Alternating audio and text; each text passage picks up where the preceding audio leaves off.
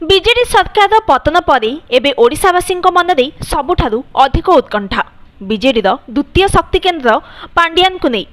ଏବେ ସେ କେଉଁଠି ଅଛନ୍ତି ଏବଂ ସେ କ'ଣ କରିବେ? ନା ଗଣମାଧ୍ୟମ ସାମ୍ନାକୁ ଆସୁଛନ୍ତି, ନା ପରାଜୟ ପରେ ପ୍ରେସମିଟ୍ କରି ନିଜ ବିବୃତ୍ତି ରଖିଛନ୍ତି, ଯାହାକୁ ନେଇ ଏବେ ସାଧାରଣରେ ଚର୍ଚ୍ଚା ବେଶ୍ ବଢ଼ିବାରେ ଲାଗିଛି।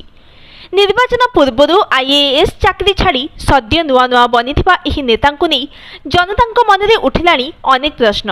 ଏବେ ଭିକେ ପାଣ୍ଡିଆନଙ୍କର କ'ଣ ହେବ ରାଜନୈତିକ ଭବିଷ୍ୟତ? ରାଜନୀତିରେ ରହିବେ ନା ରାଜନୀତିରୁ ସନ୍ନ୍ୟାସ ନେବେ? ଯଦି ବିଜେଡିରେ ରୁହନ୍ତି ତେବେ କେଉଁ ଦାୟିତ୍ୱ ତୁଲାଇବେ ପାଣ୍ଡିଆନ? ବିଜେଡିର ବ୍ରଜରାଜନଗର ସଭାରୁ ବିଜେପି ବରିଷ୍ଠ ନେତା ଧର୍ମେନ୍ଦ୍ର ପ୍ରଧାନଙ୍କୁ ଖୋଲାଖୋଲି ଚ୍ୟାଲେଞ୍ଜ କରିଥିଲେ।